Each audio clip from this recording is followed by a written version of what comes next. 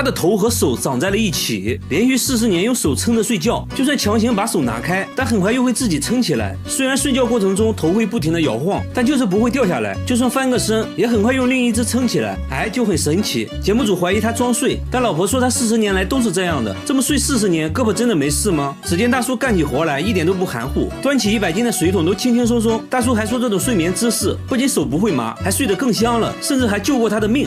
这又是为啥呢？他说之前家里闯进一个小偷，小偷看到他的奇葩姿势，还以为是睡梦罗汉，直接就吓跑了。附近邻居家都被偷了，唯独他家没有丢失任何东西。后来邻居都学他这样睡觉，他根本坚持不了5分钟。那他为啥会有这种迷惑行为呢？大叔说自己从18岁开始，医生说他患有间歇性的呼吸障碍，奇葩睡姿让舌头阻塞了呼吸道，所以有时在睡眠中会无意识的呼吸暂停。为了健康，必须要改掉这种睡眠方式。最后大叔也表示不再当睡梦罗汉了。和大叔有类似爱好的还有下面这个男人，他睡觉必须要抬头，把头固定住，甚至可以旋转360度，直接吓傻了围观群众。不仅如此，手腕也可以360度转动，手指都能做出反人类的动作，2只手合在一起，很轻松的就能把手背掰到后面。工作人员尝试了一下差点没骨折，他连脚后跟都能翻转到前面，离远了看差点分不清前后。高难度的瑜伽动作也不在话下，身体极度扭曲，即使连专业的瑜伽教练看到都被吓了一跳。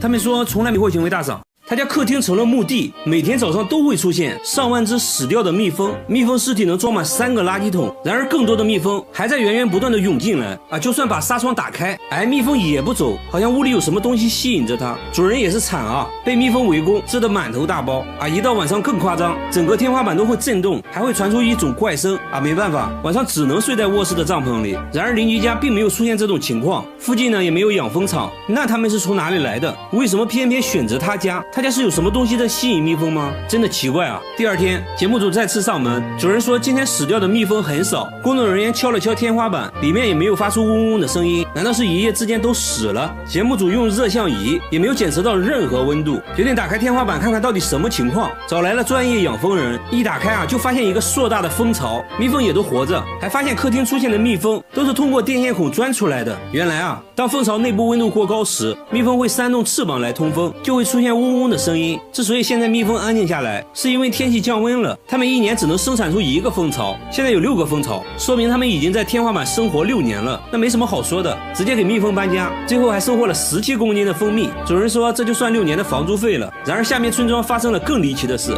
每到凌晨1点，整个村子就会传来龙的叫声。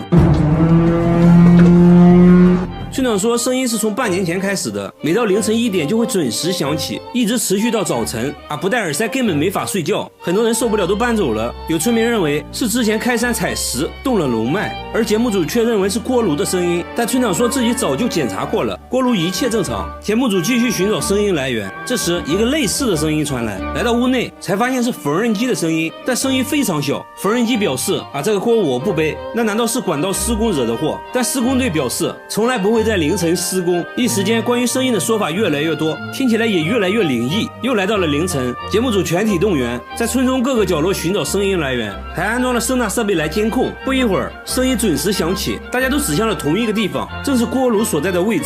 声纳设备也检测出声音就来自村长家的锅炉。这就很尴尬了，村长还是不肯相信，明明自己检查过的。锅炉售后人员排查了半天，终于找到了问题所在，锅炉上一个电磁阀产生了滑动，导致了这种不寻常的声音。维修完毕，村民终于可以睡个好觉了。同样在凌晨出现诡异声音的还有下面这个公寓，每到凌晨4点，整个公寓就会传来敲门声，有时候是玻璃球掉地上的声音。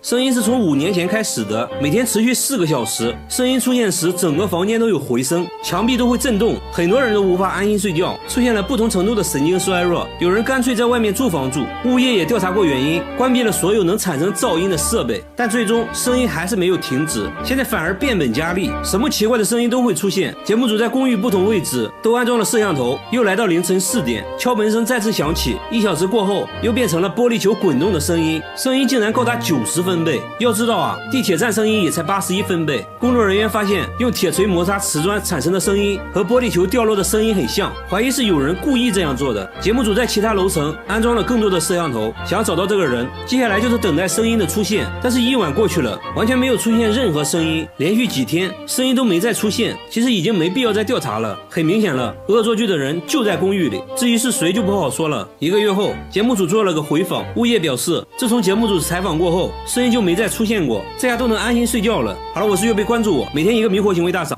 他吃冰淇淋要加辣椒酱，一口下去冰火两重天，还说口感很像奥利给。咖啡里也要加入半瓶辣椒酱，搅拌一下一饮而尽。他说餐厅的辣椒一点都不辣，会随身带着一瓶秘制辣椒酱。吃炸酱面要先来上1勺免费辣椒，再加入自己秘制辣椒，好家伙，直接成了辣椒拌饭。旁边大哥闻了一下就辣到咳嗽，吃完呢记得喝点水，水里也要挤入辣椒酱。更奇葩的是，喝感冒药也要加辣椒酱，还说这样容易出汗，好得快。剩下的一点药汤里再加上米饭，这样更有食欲了。感冒好了就要吃烧烤，喝啤酒那自然少不了辣椒酱，喝这么一杯顶过去2杯。不仅如此啊，连他7岁的儿子都酷爱辣椒酱，米饭必须拌辣椒才能吃，连黄桃罐头都要蘸辣椒。刚开始工作人员还以为是番茄酱，尝了一口，厉害厉害。和他爸爸一样，他喝水也只喝辣椒水，不仅是辣椒，各种各样的芥末也是他的最爱，如果不给吃他就会哭。那他们真的健康吗？经过检查，医生发现父亲患有严重的胃溃疡，儿子很幸运，暂时没发现问题，但医生还是建议少吃，毕竟正在长身体，要多吃有营养的东西。如果吃辣有段位，下面这位大妈也属于王者级别，她10分钟就能吃完1盆辣椒，这就是她今天的午饭。为了增加口感，她会用辣椒蘸辣椒酱，嘎嘣脆，好像吃黄瓜一样。她竟然没有丝毫反应，这该不会是假的吧？工作人员决定尝一下，咬下一小口，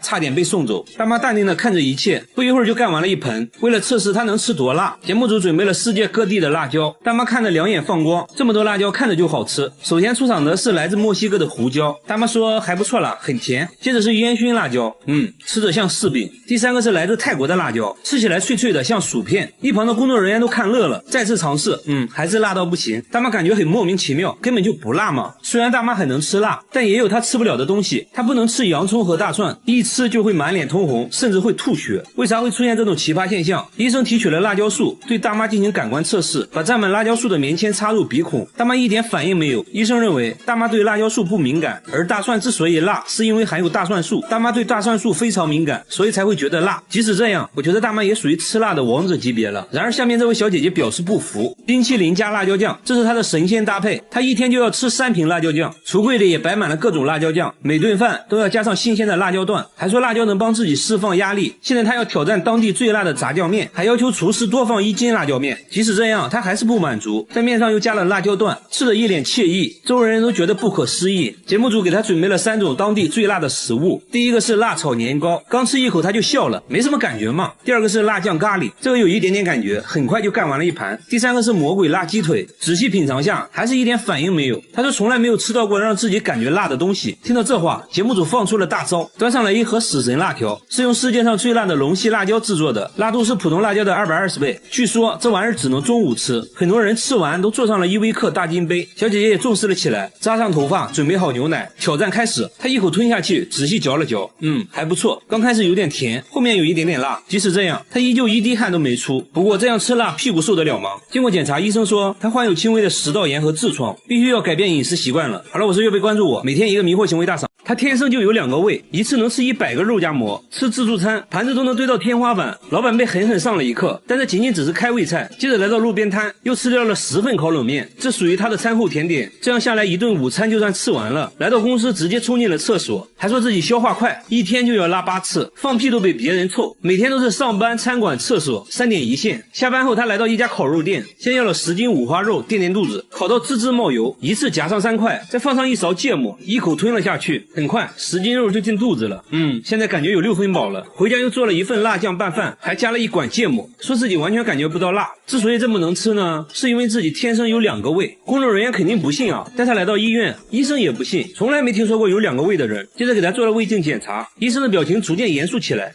看起来好像真的有2个胃。接着又推他照 CT， 观察他的消化过程，当他吃下东西，胃部很快凸出来一大块。医生说其实他没有2个胃，只是他长期暴饮暴食，胃被撑大了1倍而已。而已。为了健康，必须要控制饮食。小哥也表示会慢慢改变饮食习惯。最后他还做起了美食博主，给大家传递健康的饮食理念。和他一样，下面这个小哥从小就与众不同，他背上长了一颗巨大的黑痣，从脖子一直延续到后背，上面长满了毛发，又粗又硬，工作人员摸了摸，非常扎手。小哥说刚开始只是一个小黑点，慢慢的就长成了一大片，甚至腿上也长了大大小小的黑痣，走到哪都是别人议论的焦点，围观群众都看懵了。但小哥很大方，还主动让人摸摸看，满足他们的好奇心。小哥认为自己是独一无二的，不会刻意把黑痣隐藏起来，别人的指指点点小哥并不在意。然而小时候却不是这样的，上学时一直遭到同学的嘲笑，都说他是怪胎，还给他起了很多外号，这让他很自卑。老师一直鼓励他，既然无法改变现状，首先自己就要接纳不完美的自己，让内心充满正能量，不要在意别人异样的眼光。从那之后，他会大方展示自己的与众不同。妈妈说之前家里穷啊，没钱给儿子看病，错过了最佳治疗时间。不过呢，节目组就是大气，直接带小哥来到大医院，医生检查了半天，说因为黑痣一直在生长，现在要先确定黑痣是否病变。接着一番全面检查，医生给出的结论是可以慢慢的逐步去除黑痣。听到这话，小哥对生活更加充满希望。我觉得小哥是很值得我们学习的，保持乐观的心态最重要。然而下面这家人更神奇，他全身没有骨头，把手按在凳子上，他可以围着凳子转圈，正常人手臂只能转200度左右，他却能转360度，还说一点都不疼，圆规画圆都不用倒手，一气呵成，洗碗也变得很方便，还上过节目，主持人都看懵了。然而他其他部位却非常僵硬，脚踝能转动的幅度很小，把腿绷直，双手也够不到地面。他觉得自己手臂没有关节，所以才能旋转360度。为了搞清楚怎么回事，节目组带他来医院做了全面检查。医生说他的肩关节和肘关节活动范围比正常人要大，骨头并没有什么问题，而且这种技能好像还遗传，他女儿也能360度转动啊！不仅如此，他弟弟也有过人之处，弟弟天生就有个长舌头，足足有10厘米，舌头轻轻松松可以舔到鼻子，如果借助外力的话，甚至能够碰到眼睛。和朋友一对比，比朋友的舌头长2倍，吃酸奶都比别人吃得干净，酸奶底部被舔得干干净净，狗见了都流泪。那为什么会有这么长的舌头？医生检查过后说，一方面是有遗传原因，另一方面经过他长期训练，舌头附近的肌肉很发达，能很好的控制舌头，经过测量足足有10厘米，好像已经打破了世界纪录，真是奇奇怪怪的一家人。好了，我是岳贝，关注我，每天一个迷惑行为大赏。他把风油精涂在眼睛上，一天就要用掉1瓶，边涂还边笑，说涂完神清气爽。大叔随身都带着2瓶，家里到处都是风油精，看电视的时候涂，开车的时候涂，半夜也要涂1次。最急的人是他老婆，怕他涂死了，而他自己却说自己根本离不开风油精。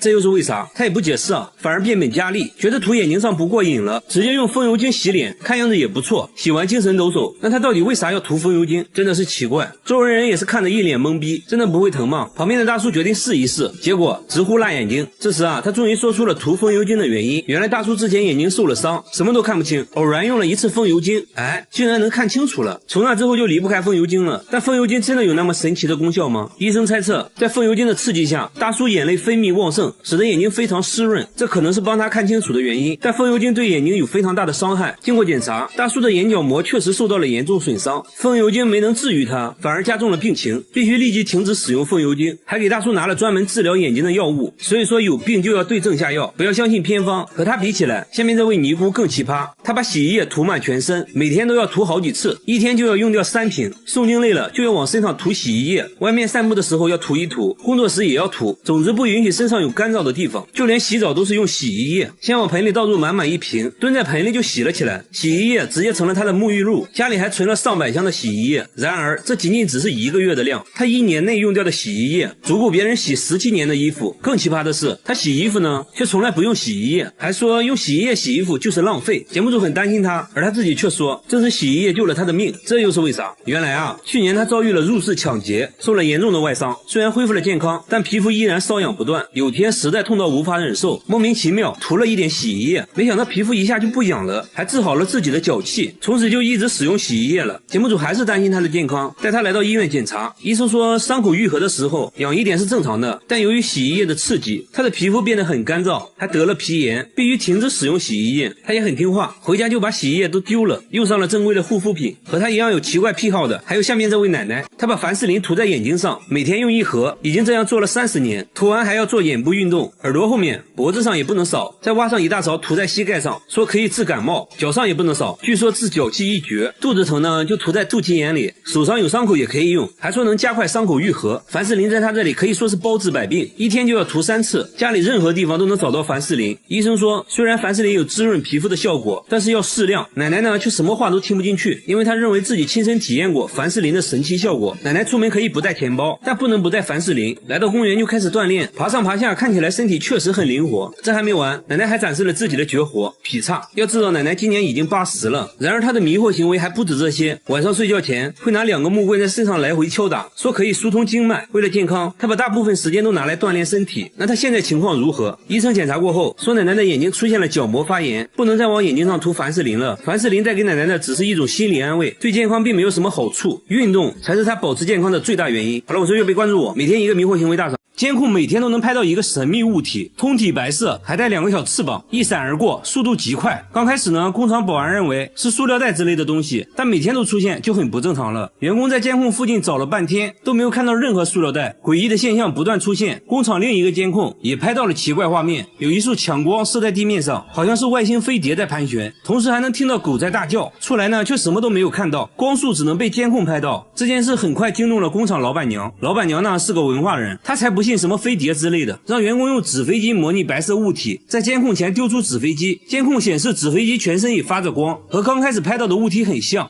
这就对了嘛，之前的白色物体肯定也是个什么垃圾之类的。老板娘又让员工用强光手电模拟光束，虽然在监控上能看到强光手电形成的光晕，但是和之前稳定的光束完全不同，无论怎样模拟都达不到之前的光束效果。老板娘怀疑监控设备出了问题，找来监控售后人员检查了半天，售后却说设备一切正常。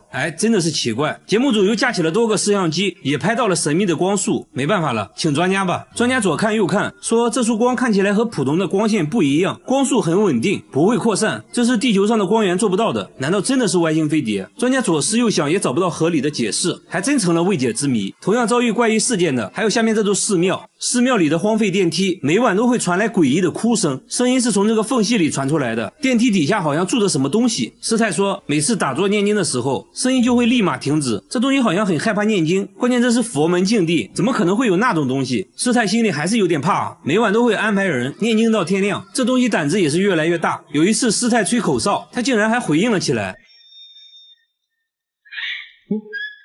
那会不会是小动物之类的？师太说下面全是水，不可能有动物能存活的。那这电梯下面到底是什么？节目组决定把相机伸到下面一探究竟。左看右看，除了一滩死水，里面啥都没有。接着又把相机伸到水下，还是一无所获。师太想吹口哨引起这东西的回应，这次未能如愿，里面还是静悄悄的，实在没办法了。节目组决定拆电梯，还把电梯里面的水都排空了。工作人员壮着胆子爬了下去，环顾四周没有看到任何生物。工作人员不放弃，继续翻找。突然一只树蛙跳了出来，难道声音就是他发出来的？专家再次听了下录音，还真是树蛙的叫声。之所以声音和平时蛙叫有差别，是因为它们正处在发情期而已。解决了寺庙的问题，下边的玩具又出现了新问题。这个玩具频频传来怪声，只要静静的听，就能听到滴答滴答的声音。他有次还看到女儿半夜跟玩具对话，这把他吓了一跳。女儿却表示自己很喜欢这个玩具，真的是奇怪，一个实木玩具怎么可能会叫？有时候主人气不过，用力敲2下，它又会稍微消停一会儿。不过凡事要讲科学，节目组用话筒录下了这个怪声音，找到了声音分析专家，对录下来的声波进行了波长分析。专家说声波间隔不一样，很明显是一种有生命的东西，应该是某种生物移动时产生的声音。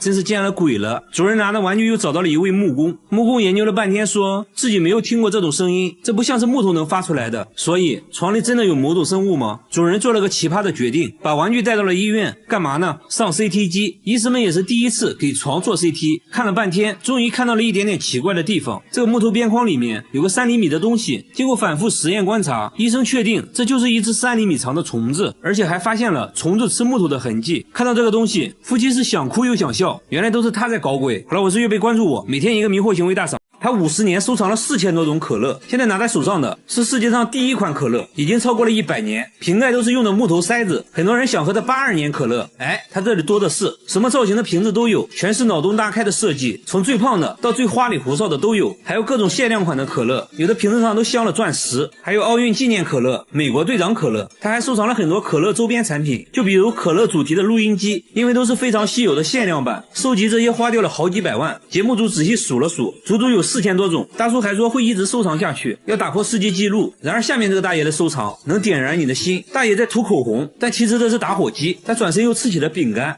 其实还是个打火机。他30年收藏了6000只打火机，家里墙纸都是打火机做的，各种你意想不到的打火方式。看着是把锤子，其实是打火机。灯泡也是打火机，牛奶盒都能出火，螃蟹钳子喷火你能信？灭火器都能出火，这就离谱了。包包能打火，高跟鞋也可以，最小的和1元硬币差不多，小是小了点，但照样能打火。最大的就要用2只手抱着，要说是燃气灶我都信。最独特的要数下面这个，火焰可以分叉。这些火机来自全世界各地，这一款就是来自加拿大的牙刷火机，他每周都要挨个清理一次。打火机已经成了他的精神寄托。然而下面这个大叔的收藏也很费钱，他花100万收藏了5000部手机，全是你没见过的，有设计成香蕉玉米的，保龄球也是电话，超人都背着电话来电就会蹦迪，还有来电就会吐丝的蜘蛛侠电话，易拉罐也是电话，连鞋底都能设计成电话，密密麻麻摆满了房间，地板上几乎没有下脚的地方。工作人员数了数，光客厅就有2000部，另一个房子更多，但大多都是智能手机，一共算下来有5000部，并且这些都安装了电话卡，都能正常使用。节目组随即拨打了几个，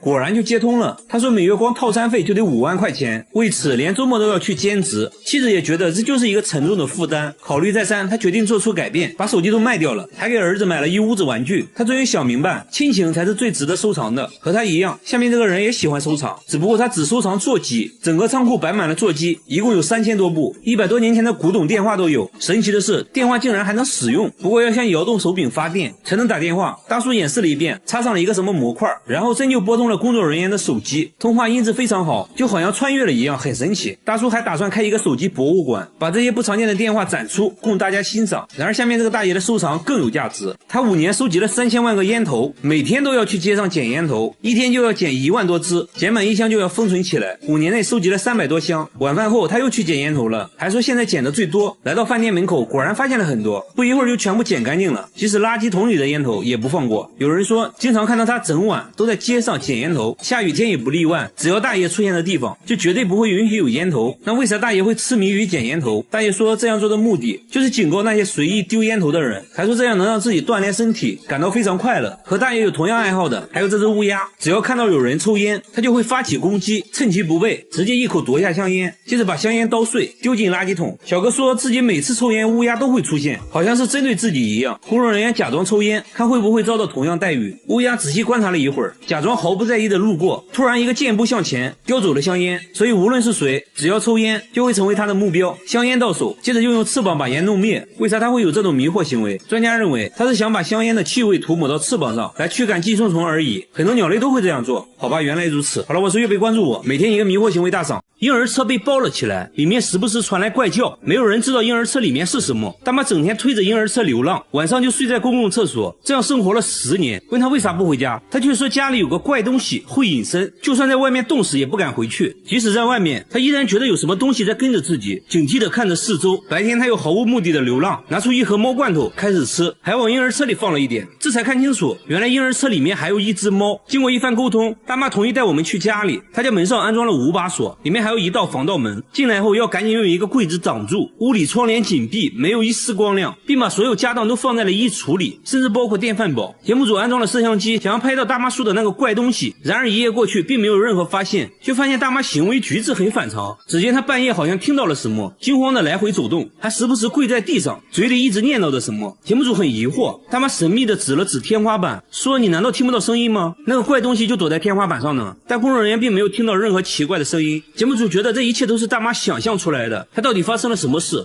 经过长时间的沟通，她决定去医院。一番交流下来，医生说她患有妄想症和精神分裂，必须尽快吃药治疗。原来之前她妈妈生了一场大病，因为没钱治疗嘛，很快就去世了。没过多长时间，父亲也去世了，她感觉自己没有保护好父母，从那时起内心充满了愧疚，只有在人多的大街上才能避免内心的孤独，只要在房子里就会产生屋里有别人的幻觉。相对来说呢，下面这个大妈就正常多了，鸡蛋连壳一起吃，一天要吃1斤蛋壳，大妈已经吃了10年。香蕉在裤子上蹭2下直接连皮吃，再来一口带皮的橘子。哈密瓜带皮吃，甚至连苹果核也要吃，这样吃不会吃出问题吗？而他自己却说这是外壳救了他的命。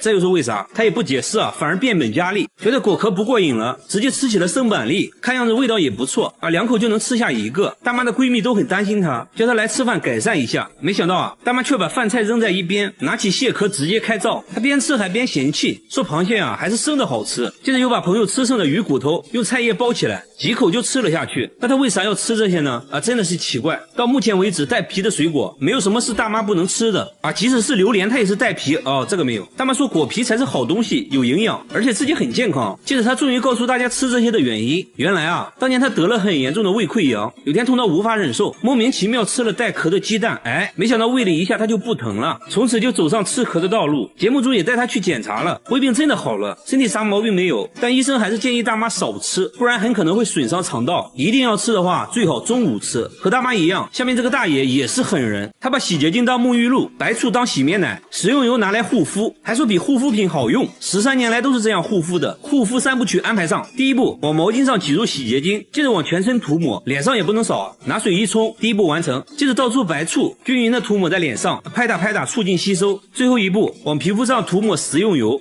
保湿又美白。他说白天要用玉米油，晚上用花生油，这样保湿效果最好。工作人员摸了摸，果然很光滑。这样一套下来的话，就可以上烧烤炉了。不仅如此，大爷刷牙也要用白醋，说可以消菌杀毒，口气都变得清新了呢。至于牙膏嘛，有别的用处。只见他往手上挤入半管薄荷味牙膏，接着就开始洗头了。你别说，泡沫还挺丰富的。大爷说这样洗完清爽自然，工作时也要随身带着白醋，没事就要拿出来涂一涂。看电视也不能闲着，连妻子都不能理解大爷的奇葩操作，直接把妻子熏走了。为了达到更好的保湿效果，他还会用食用油自制面膜。不得不说皮肤看着细腻了很多，医生也没有检查出任何问题。由于大爷年龄大了，如果继续这样操作的话，皮肤可能会恶化。这种护肤方式好不好不知道，反正我感觉挺入味的。好了，我是月贝，关注我，每天一个迷惑行为大赏。这个植物一天能长3米，100年才会开1次花。神奇的是，大妈只养了1个月就开花了。几天前，大妈刚从医院出来，就遇到了一个坏和尚，什么都没说，就把这棵植物送给了大妈。自从这植物来到家里，发生了很多神奇的事，大妈的身体也在一天天好转。大妈认为这些都是这棵植物带来的，觉得植物被高僧开光了。从那时起，大妈每天都会精心照料，浇水都是用山泉水，嘴里还一直念叨着撒浪嘿呦。刚开始呢，它只是冒出了一个小尖尖，没想到一夜之间长到了3米，而且还在不停的往上涨。节目组架起相机近距离观察，植物肉眼可见的变大。那这棵植物到底是什么？为此节目组请来专家小亮来鉴定这个热门生物。专家觉得很不可思议，说这东西根本不会生长在这里，当地的环境不利于它生长，长成这么高非常罕见。原来这种植物叫龙舌兰，这根长长的就是它的花茎，最后会在顶端开花，据说100年才会开1次花，但只要开花后它就会急速衰败枯萎，一生也只开1次。几天后，龙舌兰真的开花了，看起来好像一把火炬，上面还泛着光，蜜蜂都被吸引来了。它现在的高度达到了4米，全村人都来围观，很多人都是第一次见。据说龙舌兰开花就能实现愿望，众人纷纷低头许愿。然而下面这只小香猪表示不服，他家的宠物小香猪1个月就长到了300斤，2个男人都抱不起来，肚子都快碰到地板了，还长出了3下巴。本来是个迷你猪，结果现在一对比，主人变得很迷你，他直接从佩奇变成了八戒。有次主人想要抱一下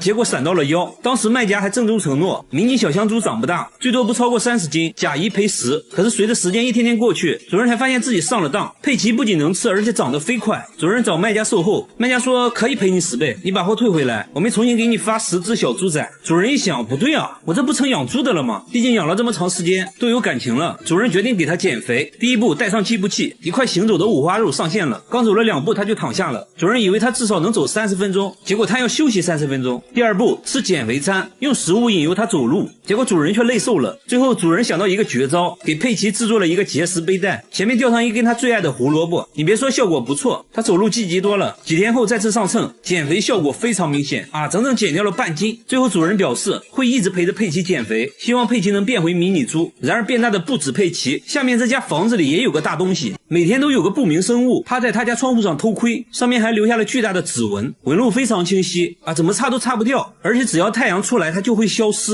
一到晚上呢，消失的指纹又重新出现，只有卧室的窗户会出现这种现象，就算更换了新窗户，指纹还是会出现。诡异的现象持续了好几个月，搞得一家人精神崩溃，怀疑是被什么不好的东西缠住了。节目组呢全程监控，结果一直到深夜都没有出现什么怪东西。白天一看呢，指纹果然消失了，这很不科学。那会不会是窗户本身的质量问题？卖家说从来没见过这种情况，猜测是玻璃生产过程中吸盘导致的这种痕迹，但是现实中并没有那么大的吸盘。节目组在工厂继续寻找线索，玻璃的存放方式引起了工作人员的注意，上面出现的纹路和家里指纹很像。老板说刚生产出来的玻璃很热，需要在下面垫上一层厚厚的油纸，那指纹会不会就是油纸印上去的？随后专专家对着油纸分析了半天，说了一大堆我听不懂的，反正总之结论就是玻璃上的纹路还真是油纸印上去的。至于白天指纹就会消失，是由于温度升高导致的。主人这下放心了，说以后不用再换窗户了。好了，我是岳飞，关注我，每天一个迷惑行为大赏。